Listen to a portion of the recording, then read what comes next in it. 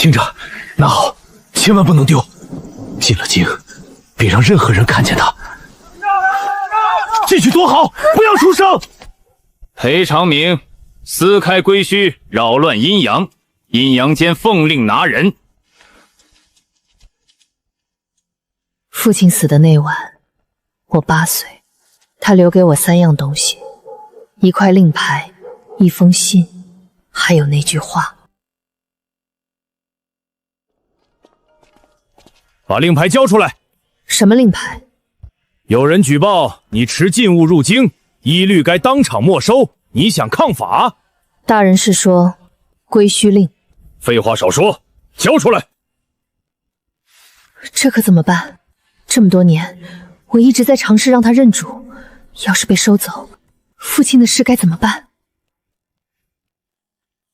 大人，这令牌早已作废，我留着它也只是做个纪念，能不能通融一下？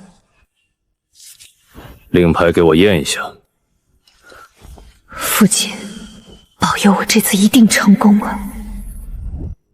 终于成功了。你是新来的引路人？我就是进来看看。传说里面的都不是活人，可那人的状态不像死人也不像活人，真是奇怪。大人请看，没有感应的。走，没用的破东西。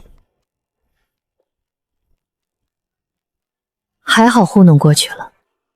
不是我不讲理，是邻居实在有意见，说你进来风水不对，非要我退租，我也没办法呀。把押金退我。押金那个呀，签了和气的，退租违约，这规矩你懂的。巫婆，和气上写的是我违约还是房东违约？反正押金是没法退的。现在是无牌无钱又无住所。父亲，你在归墟吗？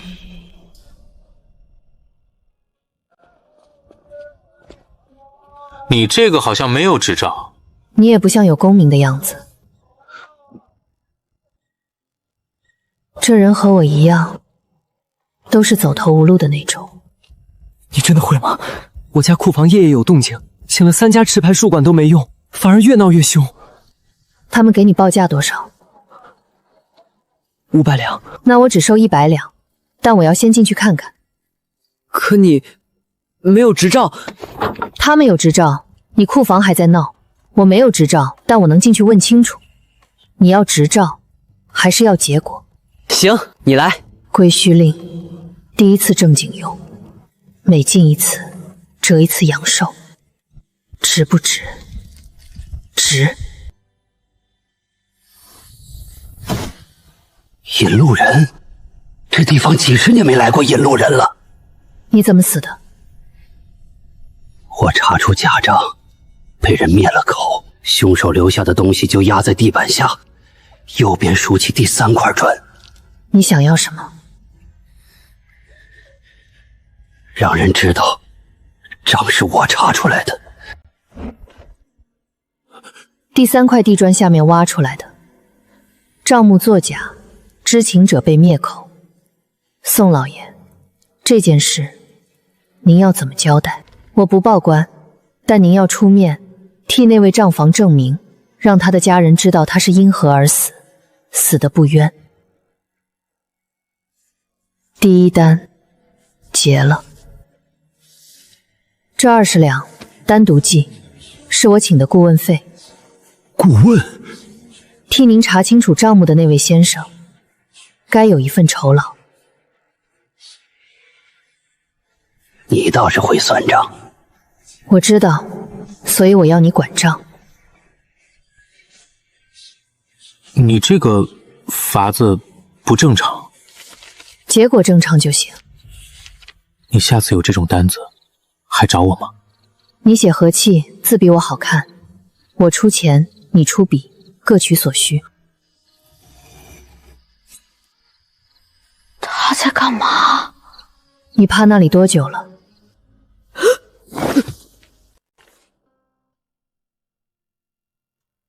姐姐，这是要封咱们！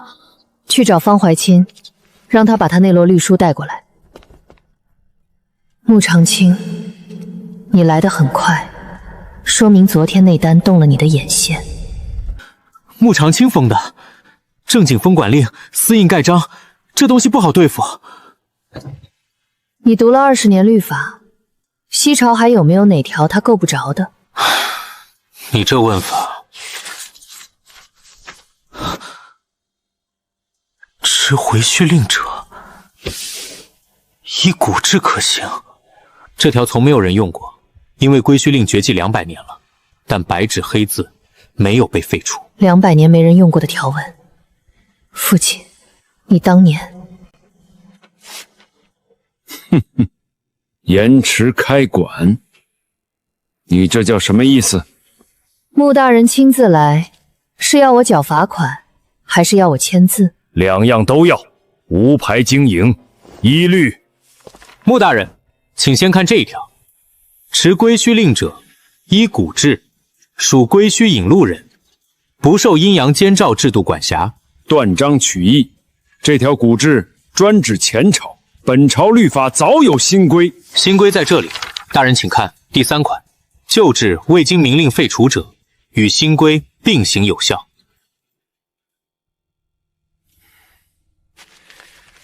这条路走不长。这条文，西朝立国至今，只被引进过1次。哪一次？引进人的名字是裴长明，他用这条为自己辩护，但案子最后还是定罪了。父亲，你用过这条，白纸黑字，你用过，法条也在，可你还是输了。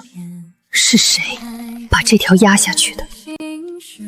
裴先生当年的案件，这里有存档编号，刑部应该留着底本，但什么？编号对应的卷宗现在挂在礼部名下。礼部侍郎晏怀旭。父亲，你当年的案子到底是谁经手的？姐姐，这是冲咱们来的。写的不错，就是字有点丑。您就看见字丑？走，通知方怀清，把咱们3个客户的名字写出来。今天逐个约见。云溪阁动了，5家联手冲着我3个客户去的，他们的逻辑很清楚。我没有基本盘，掐断客源，我自己就散了。但他们漏算了一件事，我给客户的不是证书。裴姑娘，不是我们东家的意思，是云溪阁放了话，说要……周管事，我问你一件事，上个月那批账簿的问题，我给你们查清楚了，对吗？查清楚了，账房的事也处置了。云栖阁之前去过一趟，收了多少钱？查出来什么没有？你们要的结果我给到了，云栖阁给你们的只是一张证书，你们自己算。裴姑娘，我们也不想解约，可云溪阁说了，要是我们不切割，连累我们家孩子今后的生意都别想在京城。我明白。你们走，没有问题。尾款我减半。这……我没做完的事，不收全款。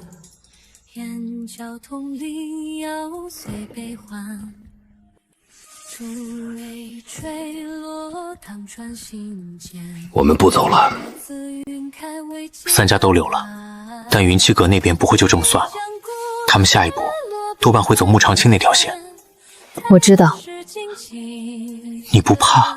我进京的第1天，归墟令差点被没收，身上只剩3两银子，连落脚的地方都被赖了押金。那天都过来了，云栖阁算什么？3个客户，一个都没剥离掉。那个马汉生原本走到门口了，又转回去了。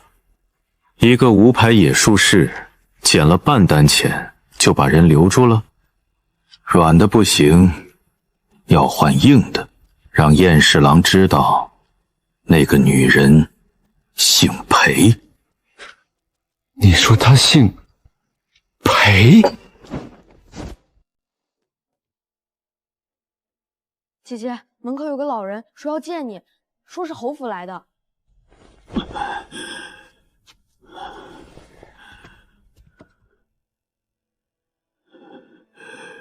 你就是裴长明的女儿？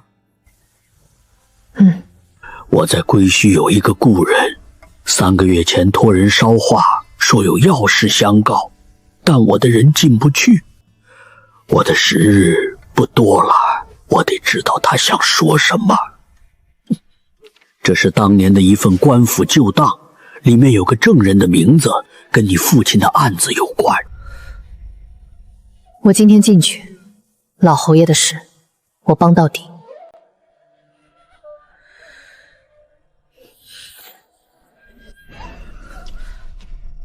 今天不是为我的事儿来的。我要往里走，找一个故人。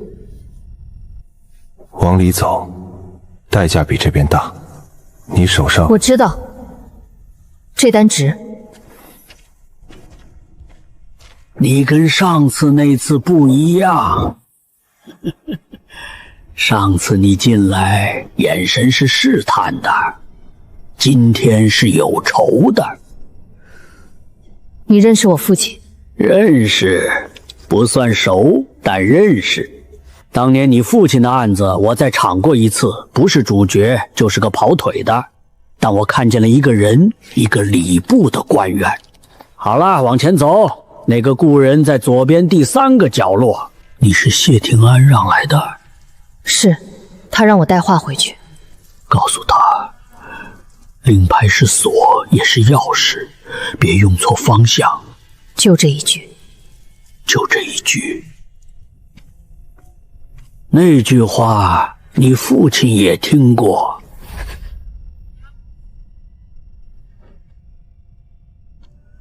他让我带一句话，令牌是锁，也是钥匙，别用错方向。用好它。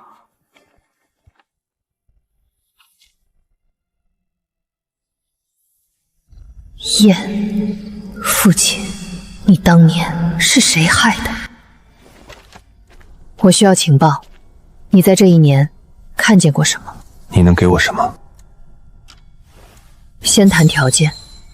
帮我找到我的肉身下落，并在60天内把我的魂魄送回去。60天？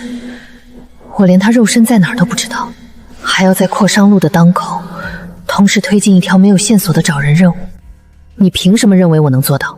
你凭什么认为我的情报值得做？成交，但条件对等，你的情报要值这60天。肯定值。3个月前，有人以巡视名义进来，在里面待的时间超出了正常时限。正常半炷香，那人待了将近1个时辰，出去后径直去了燕府。1个时辰，有人在用归墟给燕怀逊探听消息。那人什么身份？阴阳间的一个低阶文书，不是术士，是文职。名字我说不准，但我记得他左耳有一道旧疤。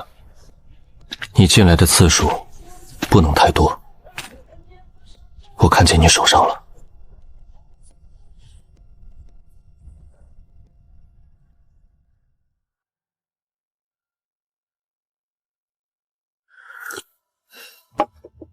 方怀瑾呢？出去查那个文书的事儿了。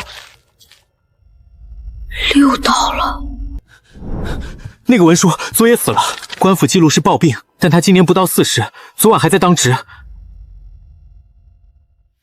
看来有人知道我们在查什么。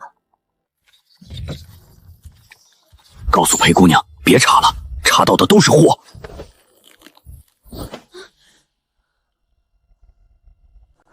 他在归墟里，但外面有人替他传话，这意味着他的肉身问题比我以为的更复杂。他不是普通的被困者，他在外面原本就有人。去查文书的邻居，照原计划，但今天天黑之前必须回来。明白。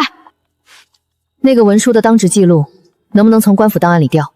名义上可以，但动作太大，容易被盯到。先放着，今天先让小满摸侧面的。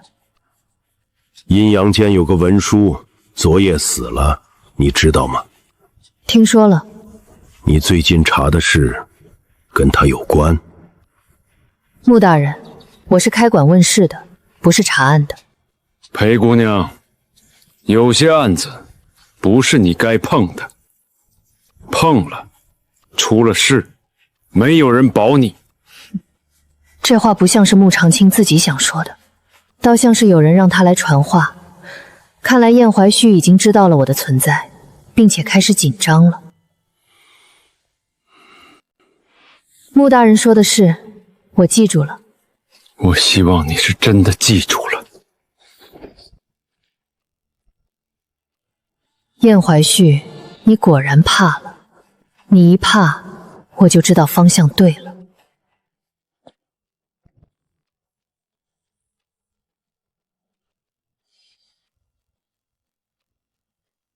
父亲，你当年保护的是什么？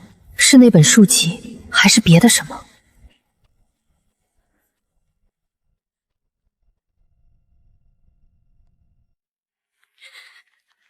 我当家的3年前暴毙，官府说是急症，我一直觉得不对，可是没有人肯查，没有人肯听。他死前那几天一直睡不着，说有件事压着他，想去官府说，又不敢去。我想知道当家的是不是急症而亡。这单如果只是普通业务，进去传个话，收钱出来，不用深挖。但郑守明死前说有件事压着，他做过官府征录，父亲那年出事，我要是进去摸到了什么，这单就不只是这单了。进，值不值，之后再算。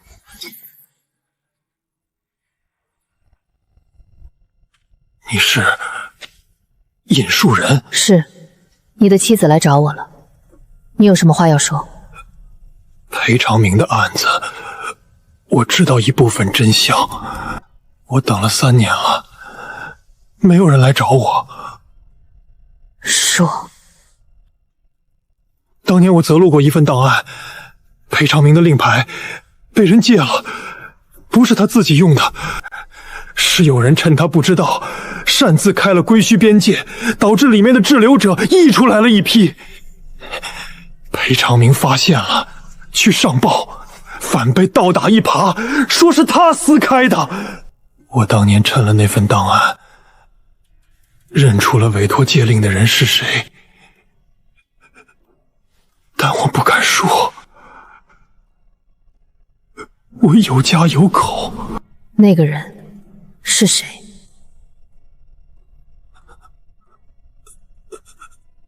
燕怀旭。父亲的令牌被燕怀旭擅自用了，父亲发现了，燕怀旭反手把罪名推到父亲头上。你当年参与了什么？我占了那份档案，没有举报，是从犯。知情和主谋不一样，他当年存了那份档案，没有举报，是从犯。他当年跟我说那件事他也有参与，他是从犯，他死了是活该的。他死不活该，知情和主谋不一样。这是谢银？不用，这单不收钱。裴姑娘，你父亲他是好人。父亲郑守明等了3年，没有人去找他，我今天找到了。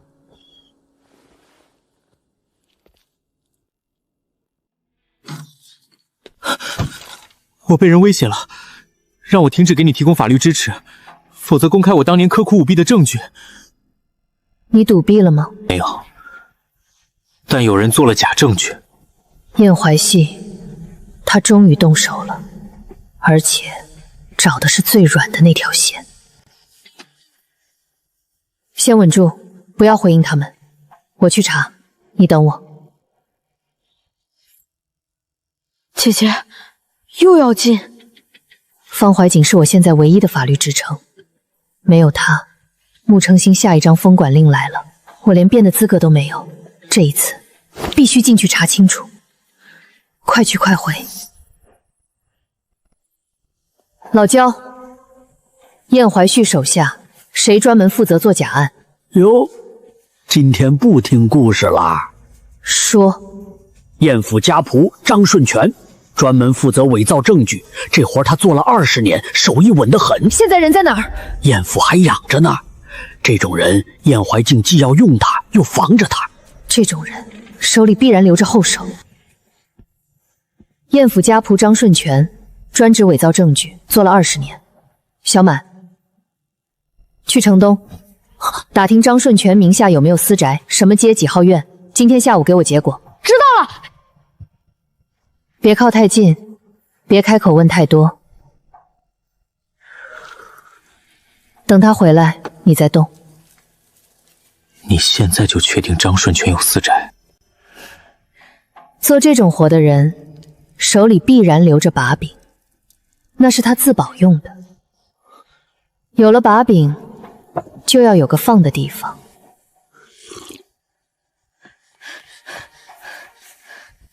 城东永兴巷第7号院，登记是个叫张全的，跟附近街坊问过，说住着个不常露面的老头，进出都挑没人的手。张顺全，张全，名字改了一个字。有没有说院子里存着什么？没人知道，但有个老婆婆说那边夜里有时候有灯，亮到很晚。去官府调城东永兴巷7号院的地契档案，走查询私宅署的正当程序，今天就办。地契查出来能说明什么？地契上的名字和张顺全关系得上就够了，那是合法证据。威胁我的那份假证据是从张顺全手里出来的，你要拿地契去压他们？不是压，是让他们自己算清楚值不值得发。城东永兴巷7号院地契登记人张全与燕府家仆张顺全是同一人。你们要公开的那份证据是出自这个院子吧？你们确定要发？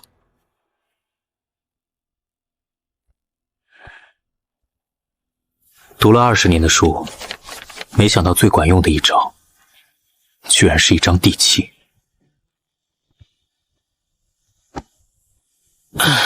退了。他们退得干脆吗？一句话没多说就走了。张顺全，治宅时间。父亲进狱后第3天，这是奖赏，谁给的呢？你手上的白斑又大了。你在外面有人？我是前西朝暗卫统领。3年前，奉命查一件事，有人在善用龟须。我查到接近真相的位置，被算计了，魂魄被人强行扯进来，肉身下落不明。算计你的人来自燕府。是。燕怀旭，他的手伸得比我以为的更长。我查到的不是一次善用，是一套完整的机制，专门套取龟须滞留者手里的阳间情报，提供给特定权贵。背后的人是谁？组织者自称西英，西英的身份我查不到，但有一点，他进出龟须不损阳寿。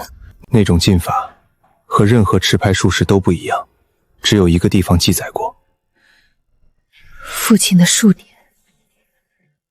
对。所以父亲的数典不只是被没收，是被人藏起来，因为里面有人不想让任何人看见的东西。你父亲当年被捕，不是因为他发现了善用龟须这件事，是因为他在数典里记录了另一种禁法的破解方式。那才是他们真正要的东西。我需要找到那本书。你手上那块白，别让它再大了。父亲，我知道你保护的是什么了。接下来，那本书我来找。这合法吗？法律上属于模糊地带。第一天正式开张，还真挂上了，胆子不小。阁主说了，今天起，谁帮他揽客，谁进咱们的黑名单。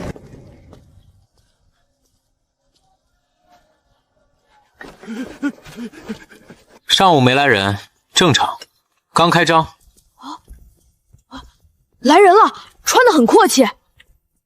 3家持牌术馆没查出来，你一个无牌的，凭什么行？3家术馆查的是鬼，我查的是账。账房死了，账对不上，你看。宋老爷，京城布商中间人网络的核心节点，他来找我，已经是没有退路的选择。我先进去看看。宋家布行账房死了，账目有假，另一个在世的人做的手脚，你帮我看看。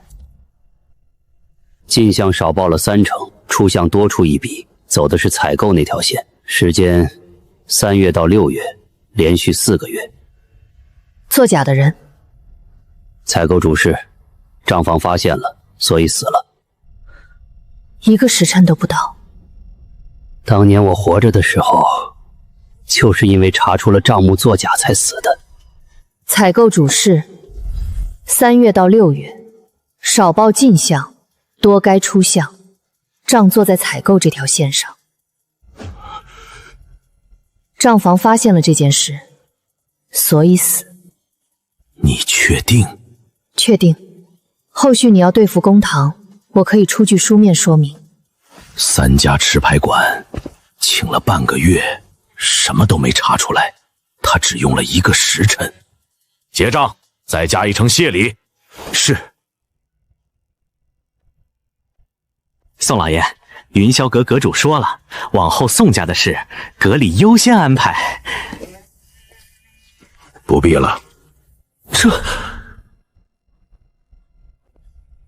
我只认结果。宋老爷开了口，比任何告示都管用。封口令当天失效。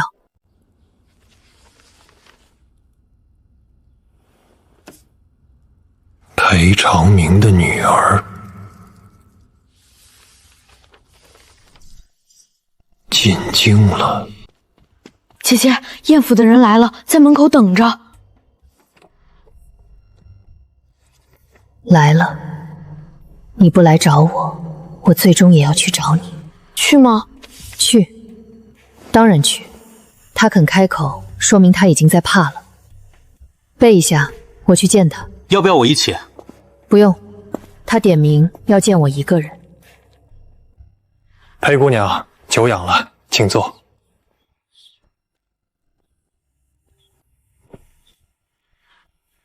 听说归墟问事馆开张了，生意颇好。托大人的福，勉强维持。姑娘过谦了，宋老爷那边可是颇为赞许。宋老爷只认结果，而我给了结果。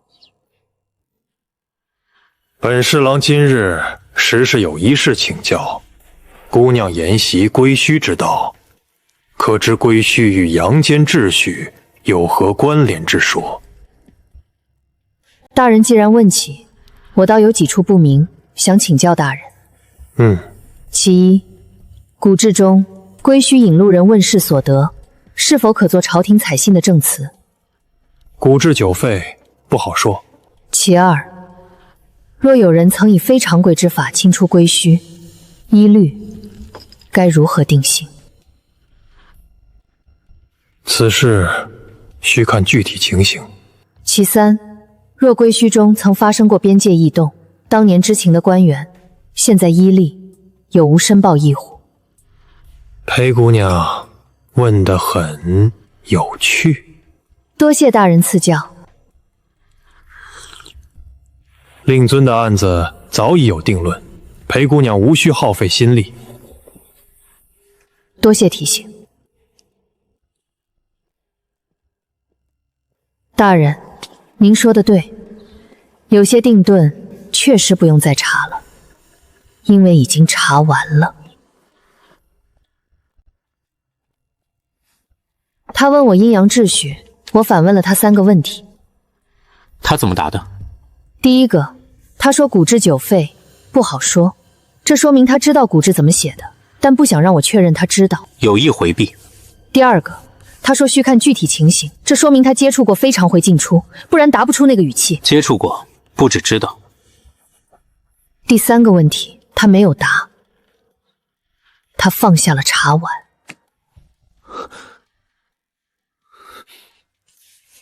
他放茶碗是紧张了？是。加大力度，让他没有地方站脚。动真格吗？先让他知道代价。裴长明的女儿，你父亲当年也是这样的眼神。已经第13次了，蔓延到手背了。昨天还只在掌心。昨晚穆青春联合了客栈、粮油铺，今天管所还没正式搬，这个破院子又接不了客，3件事，今天必须解决2件。裴姑娘，不是我不想做这笔生意。宋老爷的货，你接不接？宋老爷，这是宋老爷的采债单，附带我的名字，一并结算。你觉得呢？您稍等，我去备货。姑娘，你真厉害。宋老爷的面子比我大，我借来一用而已。记住，能借的就借，能省的就省。供货这件事解决了，接下来是住所。我就问你一句，你昨天是自己不想接，还是有人压着你不让接？哼，小孩子，大人的事少管。我们没犯什么法，凭什么不让住？你嚷什么？扰乱经营！我去报官！你去报！我们没做错事。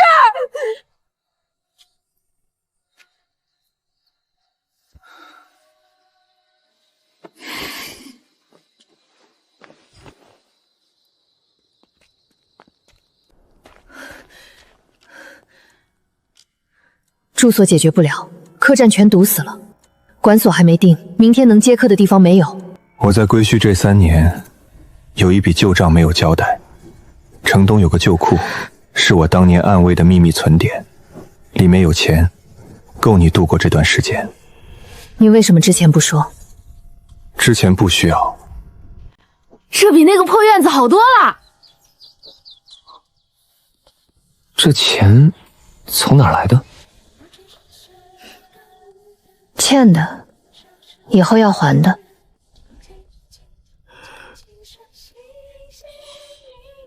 我要你帮我一件事，帮我告诉我孙子，我不是叛徒。老焦这3年，每次开口都是别人的故事，这是他第一次开口说自己的事。你孙子叫什么？现在在哪儿？他小名叫小焦，在城东某处工地做力工，具体什么工地，只知道大概方向。他从小就知道祖父死在狱里，是叛徒，出卖了同僚，街坊邻居都这样说。他从小被人指着说，现在在京城也是抬不起头的。这件事，你要先告诉我你的条件。你跟我说燕怀旭的事，我帮你找孙子，把话带到，对吗？对。好，情报的事，等我把话带到，你再说。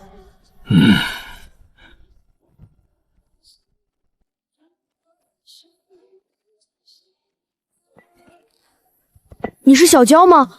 有人托我来找你。不认识，走。是关于你祖父的事。你是谁的人？我家姑娘叫裴熙，开问事馆的。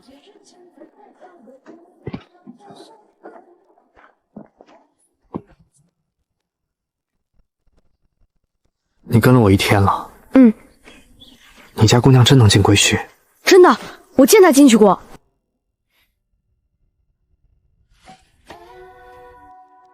走吧，我跟你去。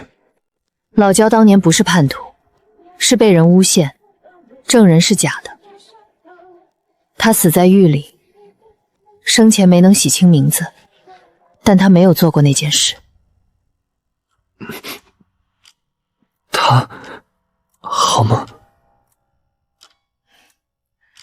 他每天都在讲故事，很多很多故事。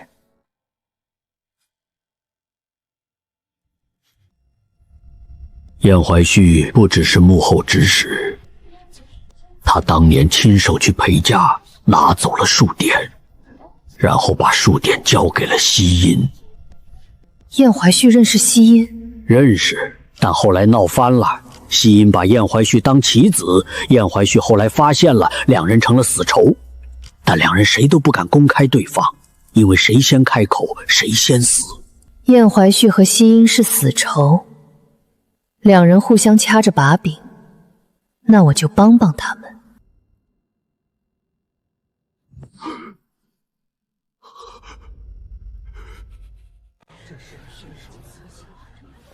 诸位，今日请大家来，只说一件事：无牌术士行骗，归墟引路人招邪，凡与此类人往来者，云气阁不保其安宁。茶楼那场传遍全城了，我听说了。阁主带了句话给你，他说你的钱再多也买不到一张脸。脸是别人给的，结果是自己挣的。他们当众放话，你不回一句？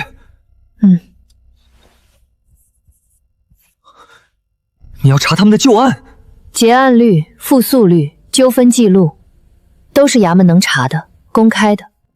他们骂我招邪，我不骂回去，我让大家看，谁真把事儿办成了。一个时辰，我给你弄出来。查完了，他们的记录查得一塌糊涂。他们卖的是名头，不是手艺。宋老爷，您在云溪阁也有3年往来，照这个数，您每次花的钱，平均把事办成的是几成？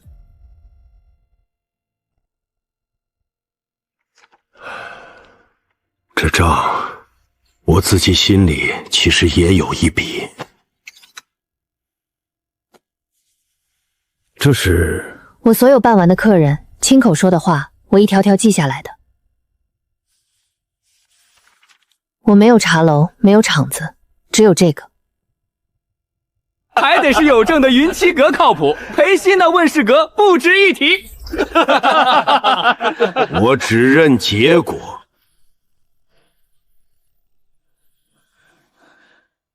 宋老爷那句只认结果已经传开了。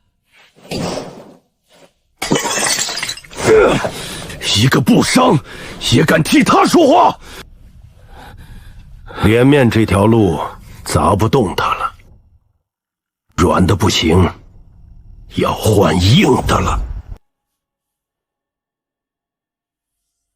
小满出去多久了？2个时辰。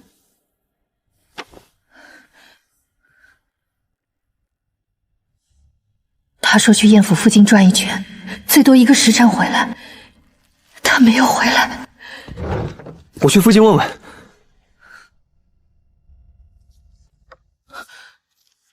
人在我手里，3日内关管，否则这孩子莫名失踪。穆长青的人，你怎么知道？燕怀旭不屑干这种事，这是穆长青的手段。小满，一个14岁的孤儿，跟了我不到1年，他们居然拿他当筹码。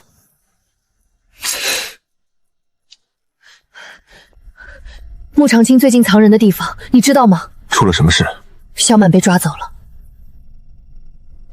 城西旧粮仓，还有一处西郊废驿。裴西，你的手。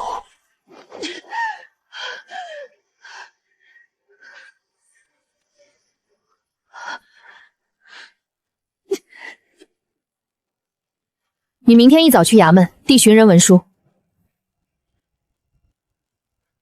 时间线写详细，进出门的时辰、去向目击者，重点是失联地点离燕府不远。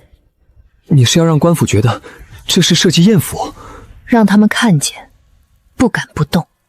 文书每一行都要让官府觉得，一旦不动，这事儿就会越闹越大。穆长青扛不住这个。我明早第一时间送去，要求3日内答复，格式按紧急程度走。看见了就好，看见了就去转化。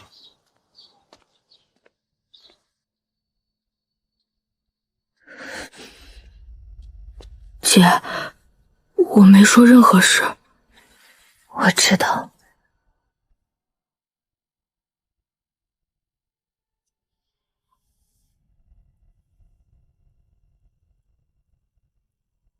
姐姐，你每一次进去都会少一些吗？边界昨晚动了。动了？什么意思？你自己看。归墟怎么会有风？边界怎么回事？有规律，每隔一段，同一个方位动一次。多久一次？在变密，一开始3天，现在1天。有人在外头一直在敲这道门。敲法不寻常，不损阳寿那种。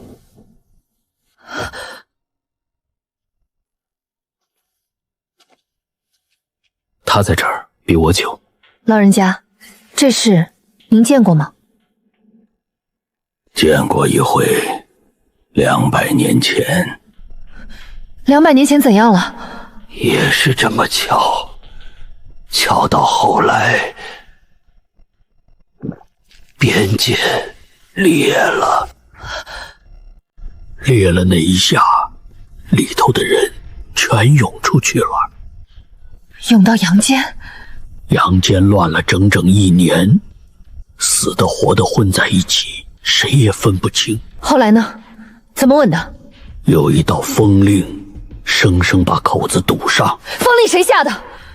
那年的引路人拿命换的。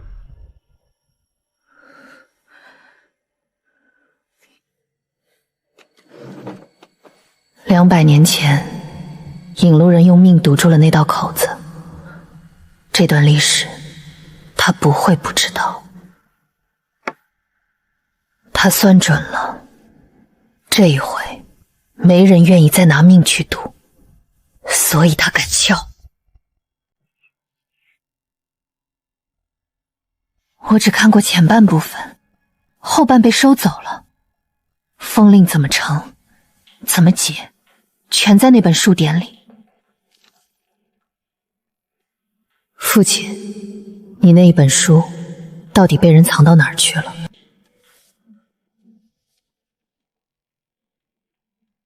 纸自己裂，纹是顺着丝走的，这道丝口不是自然破损。纸丝断的时候，纤维会拉扯，纹理朝向自然摩擦和人手丝断不一样。这封信有人动过。父亲，你写了什么？被谁撕掉了？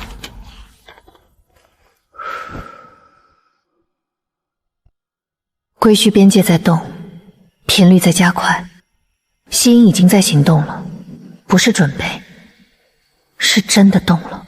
父亲的信被人撕过，风令的原理残缺，这2件事不是巧合。我需要找到那本完整的书典。你是裴西？你是谁？叫张顺全，燕府的，我要找你。进来，说吧，为什么来找我？我听到消息，有人要拿我的底稿去作证。底稿是什么？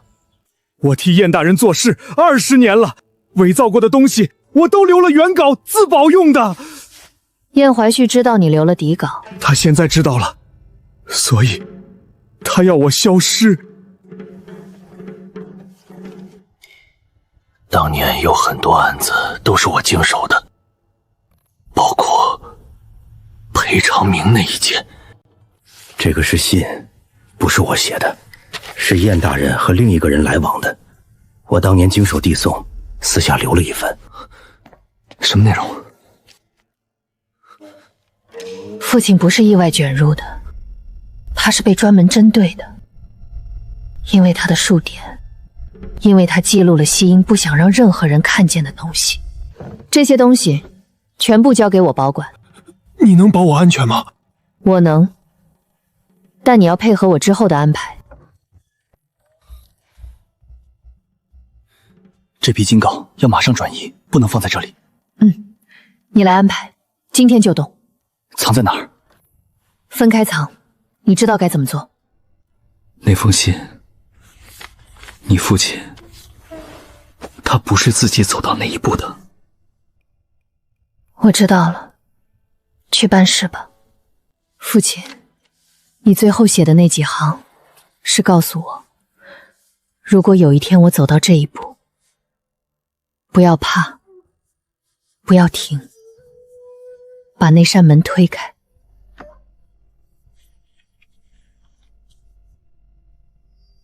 我找到了，你没有做错任何事。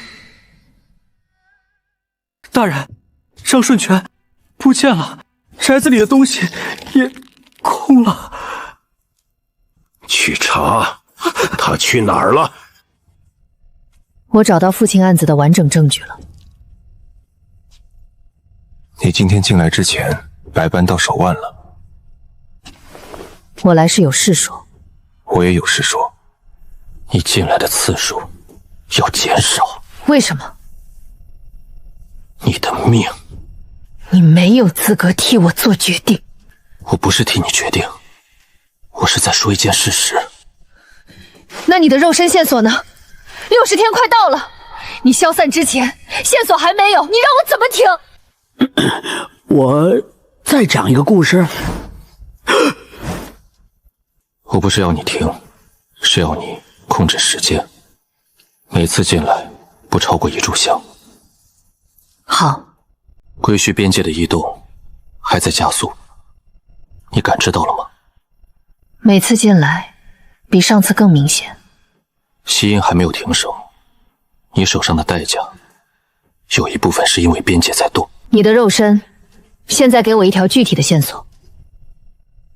当年被困的位置，附近有一口废弃的深井，就按位地图上标过，城东废弃工房区。城东废弃工房区。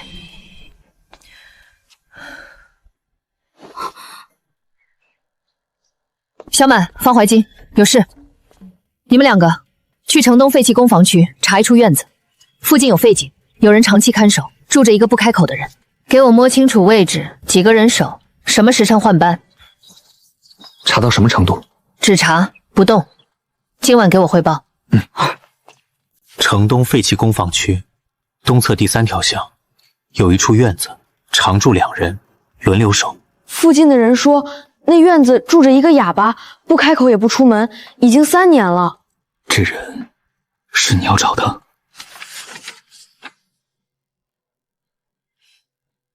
燕大人，一大早大驾光临。裴姑娘，借一步说话。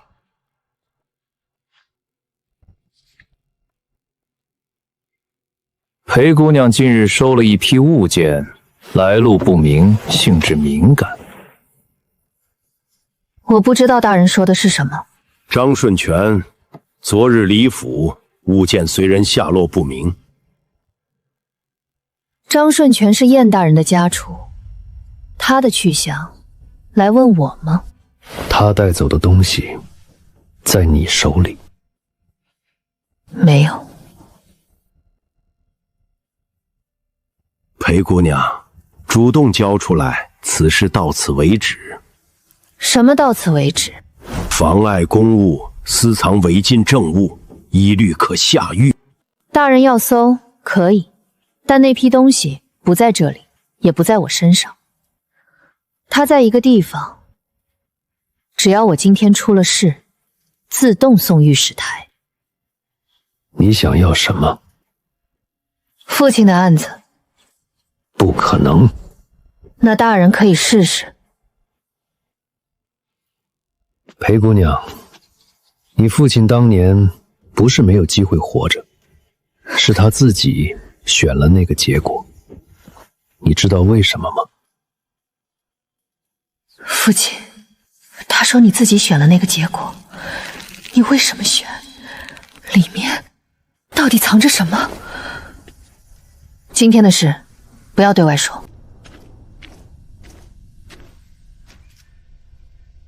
今天没有客单，帮我核一件事。说。父亲当年有没有在归墟里留下任何记录？你问的是归墟档案。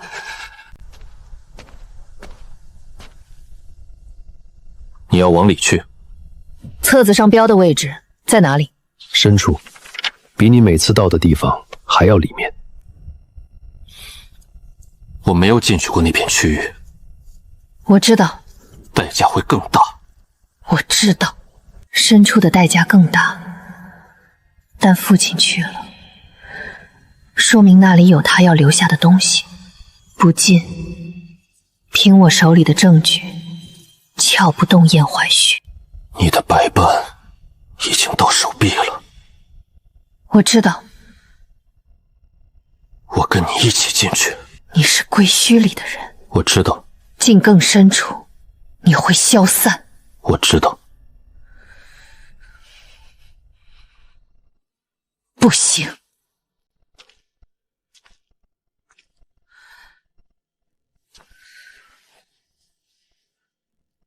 令为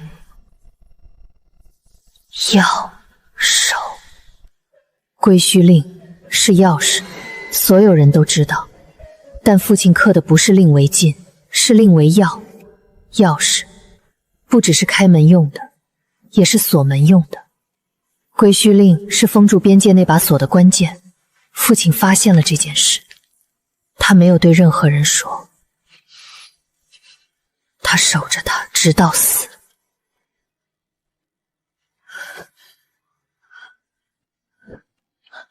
姐姐，没事。父亲，你不是为了活下去才守着秘密的，你是为了让它不落入坏人手里才选了那个结果。我知道了。姐姐，城东那个院子我蹲了3天，里面住的什么人？街坊都说是个哑巴，可我看着不对，他不是哑，是说不出话。他每天对着门口坐着，像在等什么人。等人，在那里坐着，等了3年。找到了，城东废弃工房支区一处院子，一个不能说话的人，对着门口坐了3年。这个院子我要进去，但不能硬闯。硬闯会怎样？打草惊蛇，他们当天就把人转走。得师出有名，名正言顺的进去。借宋老爷的名头，收购城东废弃工房区地产，以收购为名，向官府申请勘察。进的不是一个院子，是一整片区域。批了，准予勘察城东废弃工房区全境。办得干净。地契、人口、田亩，我一处都没漏，挑不出毛病。明天你跟我去。我？你拿着文书才像收地的。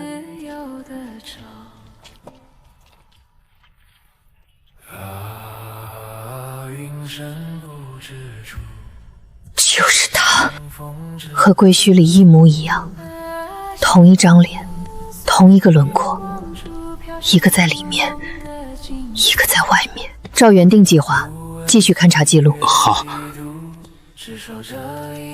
别急，今天我只是来收地的。在算什么？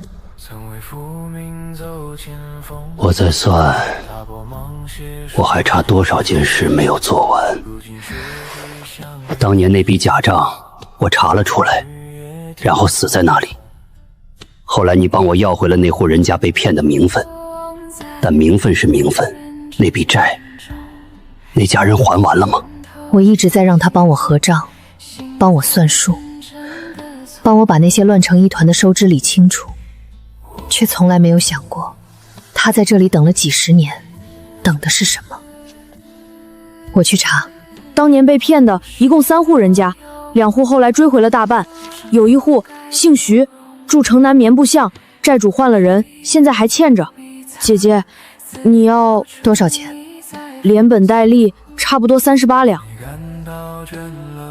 管理这个月的余款刚好够。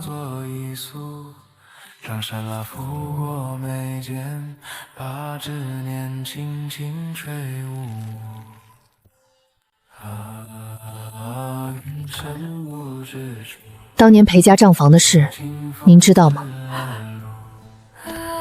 账房当年查的是真的，这笔钱是他当年该帮你们要回来的。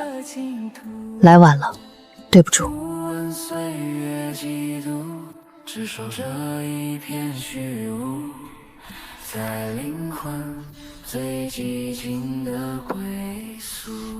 这是我给你的最后一本账，接下来3个月的财务规划，照着来不会出问题。你要走了？我留着干嘛？看你乱花钱吗？你比我当年查账的时候更聪明，但有一点不如我，你不愿意说你在乎什么了，这会让你失去很多。算盘我不带走了，放着，你那几个人迟早用得上。他就这样走了。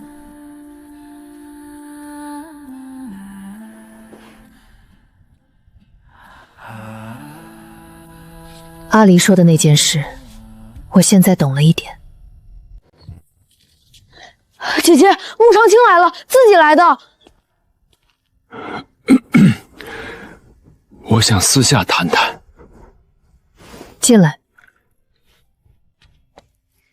吸音开始动了。边界那边这几天我的人陆续报上来，有几处位置出现了异动，不是自然波动，是有人在推。归墟若真的塌了，受苦的不是你一个人，是整个京城，是整个西朝。所以你来找我？我靠阴阳间吃了一辈子饭，我不想看见归墟出事。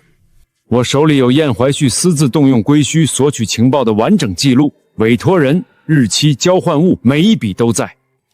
你知道这意味着什么吗？知道。你把燕怀熙卖了，你在官场就再也没有后台了。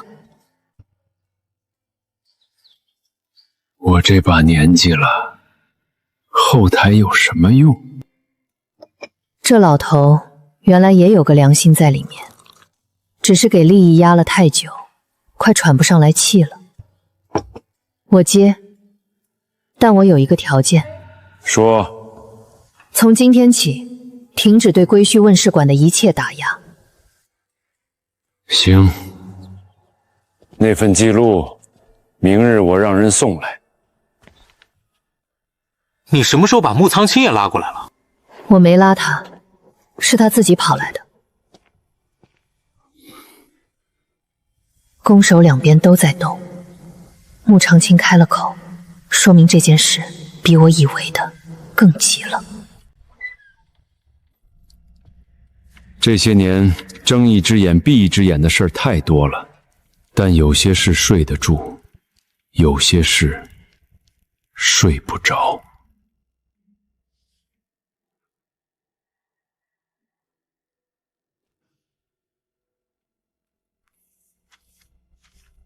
这个名字不在燕怀系的关系网里，这不是燕怀系的委托，是另一个人借着这套渠道查过裴熙。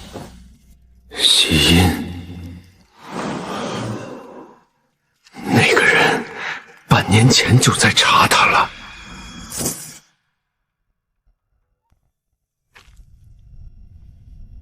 今天比昨天透了。我知道。还剩多少时间？3、5日，不会更多。老焦，魂魄归体，你记得的那部分，现在全告诉我。你没有时间听故事了，我知道。归体需在肉身所在之处令牌作引，魂魄寻热而归。肉身需有体温，不能是死寂的。得有人在旁边守着，让他的身体知道有人在等他回来。数点原本里后面还有一步，你记得吗？那一段我没见过原本，只是听裴先生提过一句，他说最后那一步不是术，是心。方法不完整，但必须先去试，因为他等不了了。够了，谢谢你。去吧。你没有完整的步骤。没有，但我有老焦给的部分和父亲在石刻上留的那4个字。我现在换一个用法，用它开门，让你回来。你准备好了？今晚就去。裴熙，手上的白斑到哪儿了？肩膀。姐姐，动吗？动。勘察令有效期到明日正午，今晚用，没问题。走。官府勘察，请各位暂时回避。区域封闭核查完毕后自行返岗。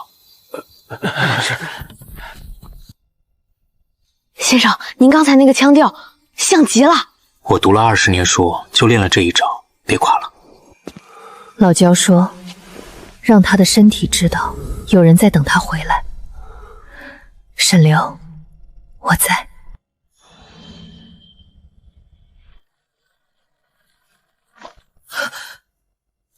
姐姐，不是地动，是边界在震动，3次震动，不是随机的，是有人在外面按节奏推，这不是意外，是计算好的。姐姐，沈流没醒吗？没有，被打断了。现在怎么办？留在这里还是……先稳住边界。边界裂缝在哪儿？往里走30步，左侧，别靠太近。西音的手法是持续消耗，不是一次性爆破。他在磨，你知道他在哪里操控边界吗？知道，但过去的代价很大。我知道代价。别往里走。不能靠近西音操控的那端，那是他的主场。但裂缝可以从这一侧堵。松手，我不往里走了。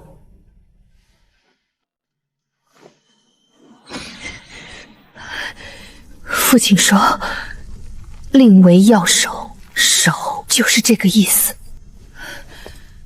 这裂缝能撑多久？不确定。西音如果继续施压，今晚再撑一次。你手上的白斑，我知道。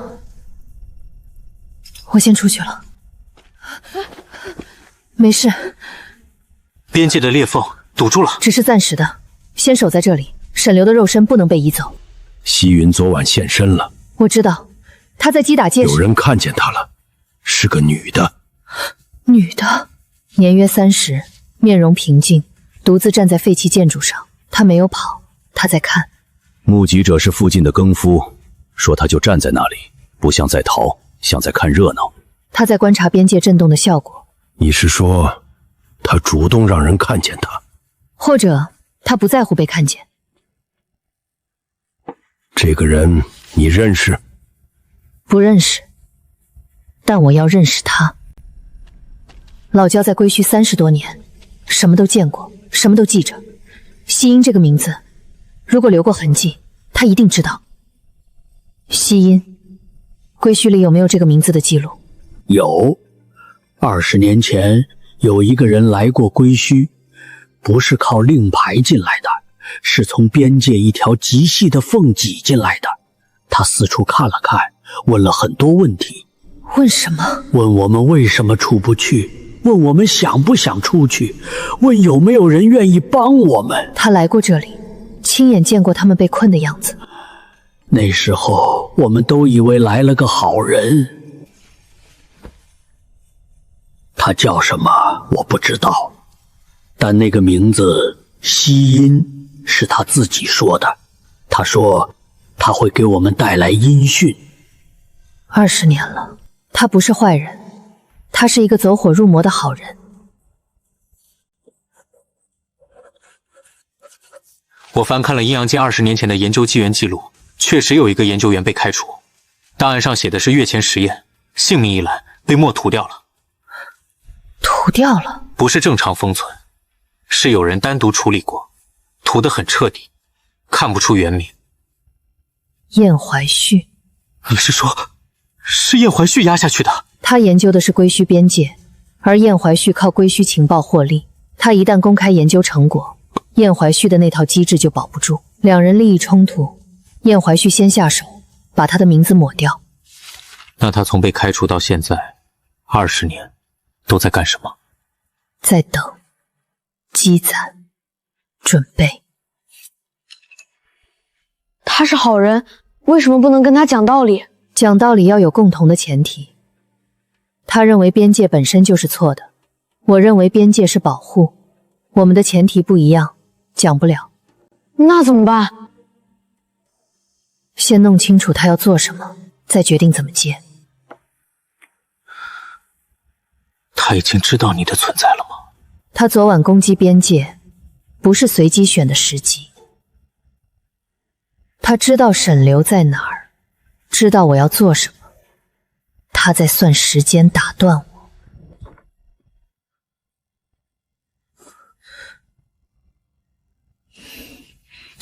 令为要，你父亲没有告诉你另一半，你应该来见我。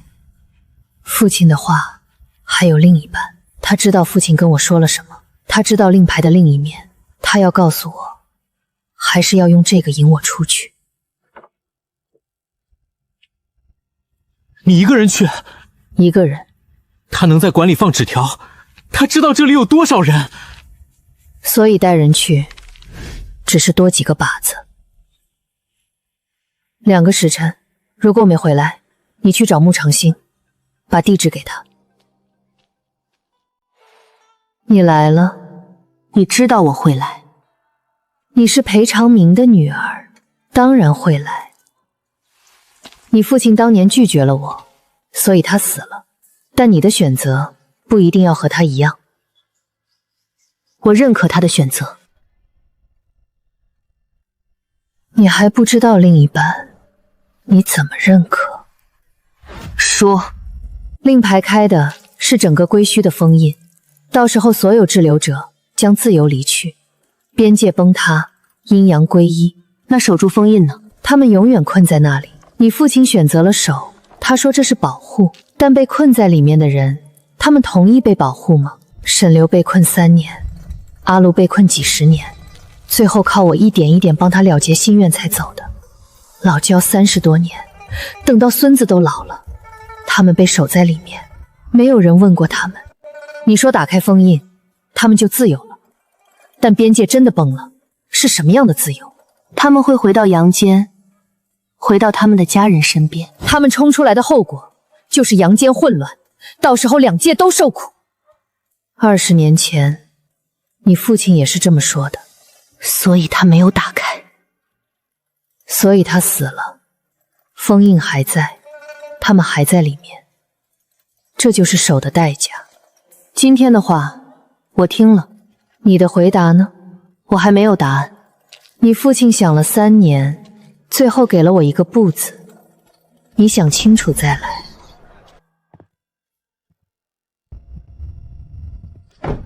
他问的那个问题，我没有答案。沈流被困3年，他没有被问过，他想出去，还是想消散？我见了希音，如果可以选择，你想出去，还是想消散？他沉默了很长时间，我没有催他。这个问题他等了3年，没有人问过，他有资格想清楚再说。我想回去，不是为了活着，是为了有资格站在你旁边。希音跟我说了另一半，令牌开的不只是归墟的门，是整个封印。打开，里面的人都出来边界他，守住，里面的人永远在里面。他说，你们没有人问过，同不同意被守在里面。你父亲知道令牌的用法，他选择守，不是他不在乎里面的人。那是为什么？边界若真的崩，不是自由，是混乱，受苦的还是那些人。我需要找到第3条路。有吗？我不知道，但父亲的数典里可能有，所以我必须找到那本书。数典在燕府的可能性最高，你去查燕府43年内的档案往来，重点看有没有文书转移、物品移交的记录。走官方途径还是侧面？先走官方，查不到再说。盯燕怀熙的人出入动向，看他最近有没有频繁联络什么人，记下来。明白。穆长青那边我去说，让他把燕府的内线收紧一点，别让燕怀真感觉到我们在动。你今天进归墟的时间又久了。还行。你怎么来这里了？需要你把燕府的线收紧。燕怀旭最近的动向，每天跟我报。你在找什么？数典，我父亲的那本。那本书不在燕府了。你知道在哪儿？我只知道3个月前，燕怀旭让人搬走了一批东西，去向不明，线人当时没有跟进。你那边的线继续收紧，别断。哼。数典3个月前从燕府转走了，你有没有见过谁为这件事进来问过话？3个月前有人来过一次，问过一个滞留者，问的是燕怀逊的旧友名册。谁来的？不认识，进来的方式不对，不是引路人，也不是西音。问的名录里有没有一个叫礼部告老的翰林学士？有提过这个名字，说此人与燕怀旭是旧友，多年来已经断了来往，但燕怀旭仍信得过他。方怀瑾的老师。方怀瑾，他是我现在最重要的人，他帮我走过来每一步。他的老师是燕怀逊的旧友，数典转移去了他老师那里，方怀瑾知不知道？穆长青那边说了什么？怎么了？你老师跟燕怀旭什么关系？故交，但多年未联系了。多年是多久？我拜入老师门下那年起，老师就不再往来燕府了，至少7、8年。我问过老师为什么，他说两人道不同，就断了。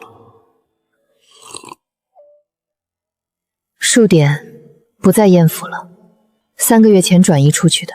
去哪儿了？你老师那里。老师他知道那是什么吗？不一定全知道，但他知道是危险的东西。你什么时候知道的？刚才从老焦那里出来。你压着没有先告诉我，是在看我的反应。对。你这个人。走吧，我陪你去见老师。你长得很像裴长明。您认识我父亲？他是我见过的最不该死的人。走吧。我们进去说。燕怀旭送来时说，这是危险的东西，让我替他存着，说是为了防止落入不当之人手中。我每天都在想，什么时候还给该还的人。老师，这件事，怀琴，你不用说什么，是我的事，我担着。父亲的字迹就是这个样子，写得快，但每个字都压得很稳。令为要，守；若守不住，令可燃，戒可封，人可离，令可燃。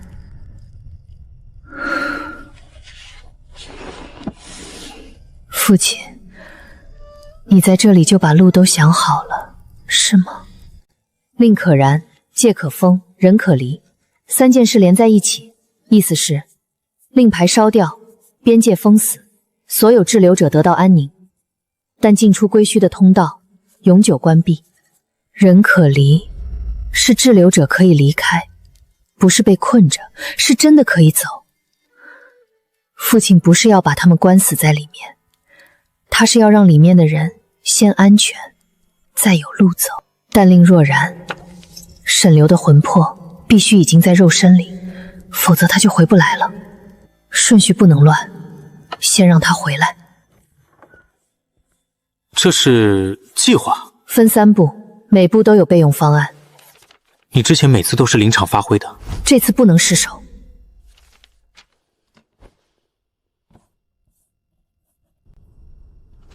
我找到父亲的数点了，里面有完整的封令记载，也有魂魄归体的操作方式。我把计划整理出来了，我说给你听。第1步，你回到肉身，我来引导。城东院子是操作位置。第2步，你回来之后，我烧令牌，封死边界，彻底断了吸阴的手段。第3步，燕怀旭那边，你醒了，你的证词才能用。方怀瑾会处理文书。你不用告诉我这么详细。我告诉你，是因为你有权利知道。好。穆长青那边还没有知会，他要配合盯着西英的动向，这件事瞒不了。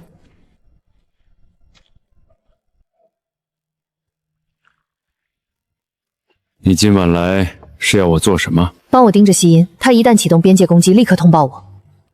你要同步做别的事？对，我不能分神。我手下有2个人一直跟着他，今晚发现他在归墟边界附近有动作，但还没有大动。一旦有动，马上告诉我。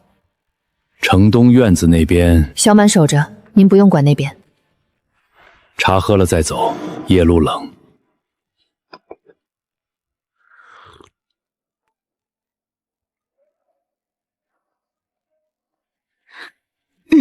今晚没有人来，肉身状态稳定，我一直在。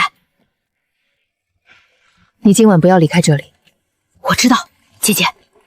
有任何动静，叫我。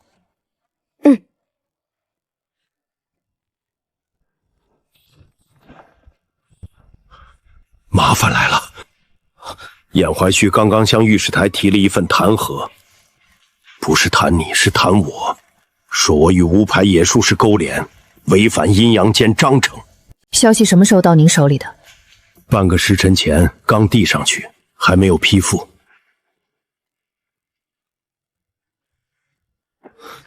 他急了，所以他出手了。他一出手就留了把柄。您先别动，等我的消息。你有办法？有。他们动作比我预估的快了半天。我刚知道，御史台昨晚批了，以协助调查阴阳间违规为由，管所列为证据相关场所，强制封管。姐姐，我们现在怎么办？你去查，御史台的封管令封的是建筑还是人？御史台封管令封的是建筑本身，不封人员活动。你在管所外开展业务，律法上没有问题。可是客人都往这里来，馆子封了，人找不到我们。宋老爷有一间空置仓库，上个月提过。你去找宋老爷，说借用，不是白借，算日租，按我们馆子正常标准付。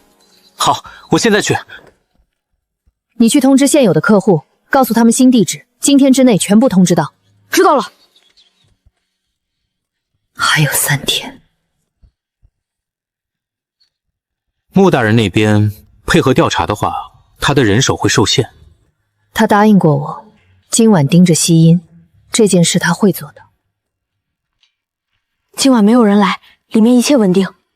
姐姐，那个白斑又大了。我知道，为了我的事，真是苦了他了。西音他今晚开始行动了。我的人刚才传回来，他在归墟边界附近，动作比上次大，像是要全力推一次。我收到了，您继续盯，有新动向随时来。现在怎么办？按计划，明天就是最后一步。父亲，我要做最后一件事了。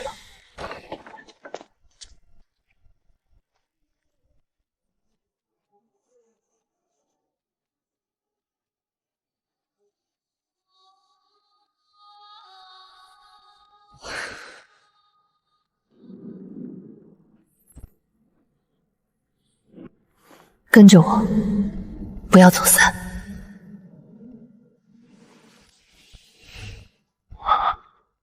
走。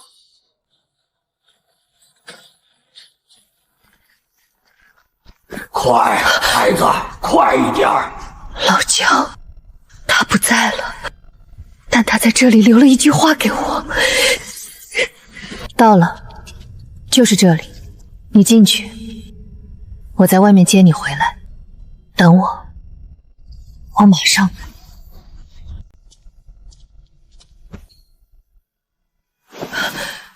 他在归墟里，他进来了，他是用那种方式进来的。我们还没有谈完。你父亲最后拒绝我，是因为你，因为我。你说清楚。他知道令可然，知道了很多年，烧掉、封死是最干净的收尾。但他最后一刻知道，你还在外面，还活着。他想，有一天你能进来见他一面，所以他没有烧，他留着那块令牌，等你来。你现在懂了吗？我要的不是破坏，是公平。他们都有权利选择回去，你父亲当年可以选，为什么他们不行？因为一个人的选择不能用所有人的安宁来换。边界真的崩了，不是自由，是混乱。两界同时受苦，被困的人一样逃不掉。父亲知道这个代价，他选择了守，但他留了一条路，令可燃，界可封，人可离。我来是完成他没有做完的。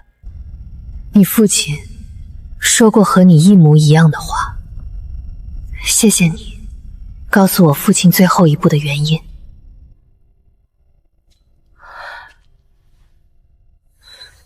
父亲，是你吗？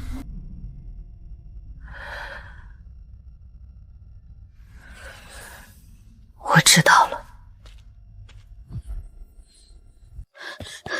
姐姐，我以为里面怎么样了？稳了，暂时的，还有一步，今晚要做完。比上次的状态好了一点，呼吸平稳。沈流，我来接你了。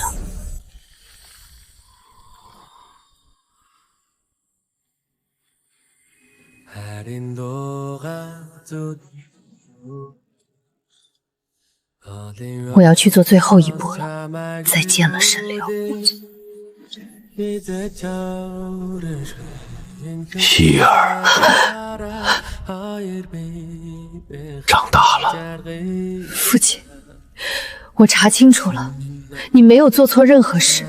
进了多少次？我也不记得了。父亲，你这是……希儿，我知道你的性格，为了查明真相，你一定会进来这里。令牌还有另外一个用处，它的副作用可以转移，代价是彻底的消散。我一直没有离开，除了想要再看看你，也是在等这一刻。把令牌给我，令为要守。这把锁从头到尾是我的事，应当由我来管。希儿，这门你关不了，令牌认我，从一开始就认我。父亲，我不要你走。我在这里等了你这么久，等的就是这一步。你来了，很好。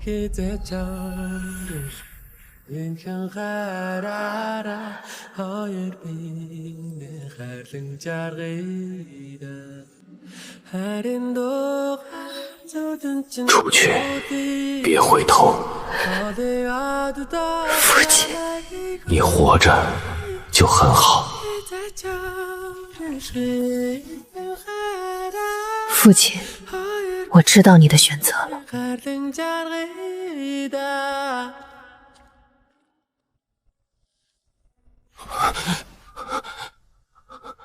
你回来了。你的白斑消失了。父亲，我会好好活着的。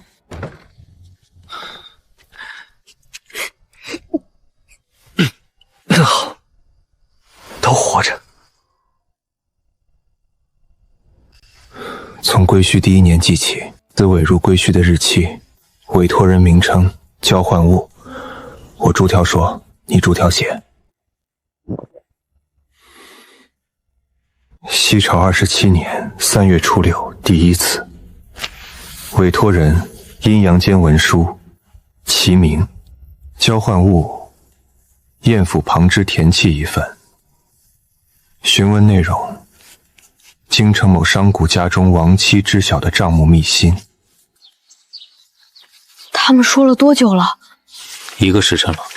沈流刚醒，身子撑得住吗？他那种人撑得住。这些加上张顺全的草稿，加上穆大人的记录，加上数点章节，够了。我马上草拟3份，同时递给刑部、御史台、大理寺，1份都不少。你去弄诉状，我去找穆长青。你真醒了。借一队人手，今晚用。燕怀旭今晚要跑，城南有一条他收买的私道，我要堵住他。他私道的出口在哪里？城南渡口，往西3里，废弃茶棚后面。给我1个时辰，人手给你准备好。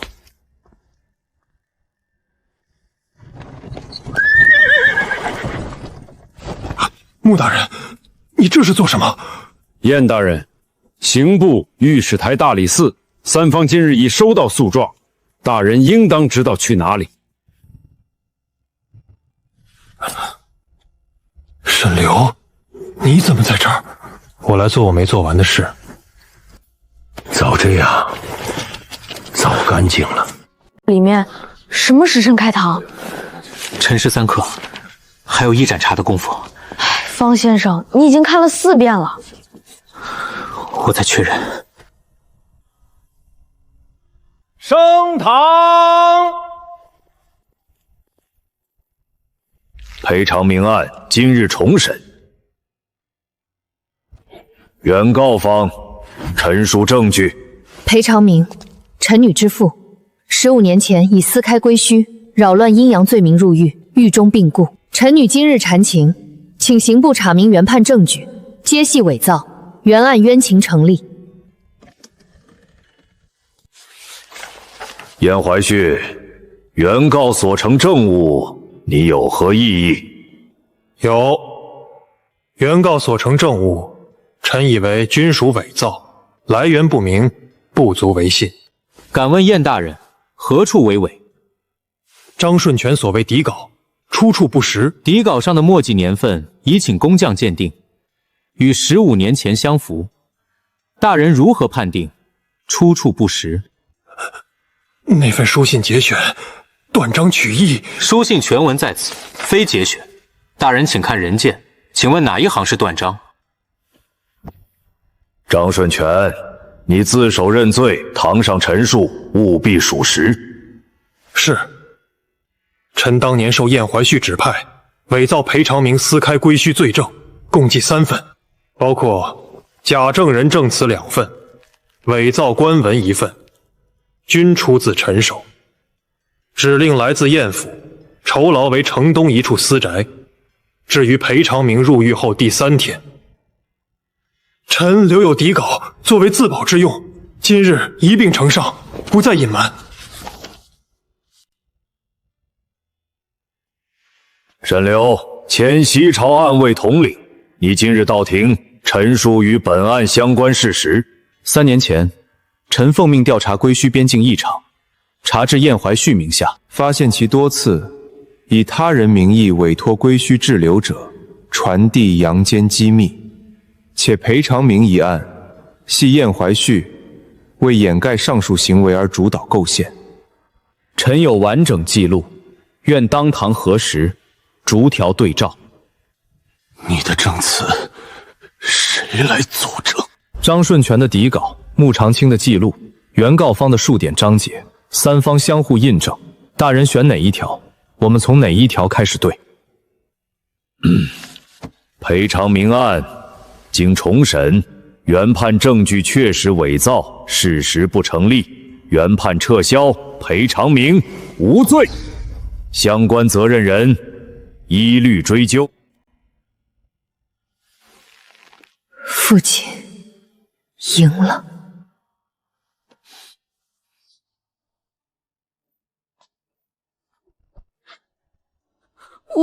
我就是……我知道。接下来打算怎么做？重开馆子，名字还是归萧问事馆？改个名字，叫归正馆。归正馆。归墟令燃了。我知道，边界已经封稳了，你要做的事做不成了。你想让他们自由，我理解，但你的方法是错的。那有什么是对的方法？我不知道全部的答案，但我知道一件事，父亲最后留下的字说人可离。不是所有人都想困在里面，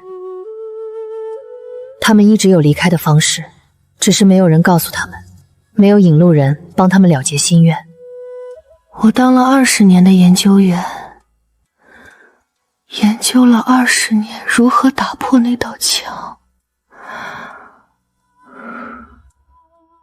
却没有想过可以一个一个帮他们找到自己的门。希音，你还有一件事要做。你对边界造成的损害是真实的，这件事不能因为你最后停手就不追究。我知道，向刑部自首，承担你该承担的。但你20年的研究，归墟边界的理论，这些东西有用，可以出庭提供资料，帮朝廷完善引路人的制度。你研究了20年，别让那20年只剩一个错。好。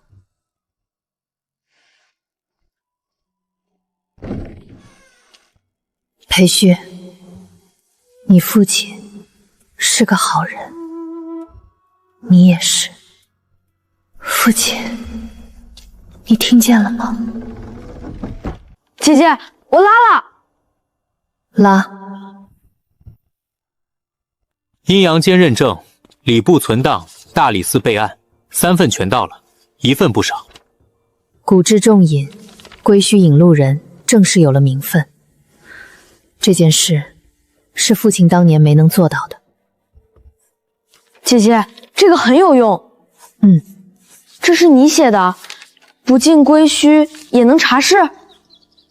将来归正馆里每一个人都要会这个，不依赖任何令牌，靠自己的本事。这本册子是父亲的东西，也是我这2年走过的东西，放在这里比放在我手里更有用。方先生，这字比以前好看了。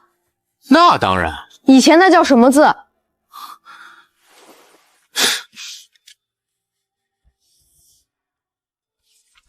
你写了多久？断断续续半个月。这一条关于证物保存的，是方怀瑾教你的。他补的。你没有令牌了，归正馆靠什么开下去？靠这里。够了。父亲写这封信的时候，我还小，他把最后几行撕掉，是怕我看见，怕我知道他已经做好了那个准备。不管如何，要活着。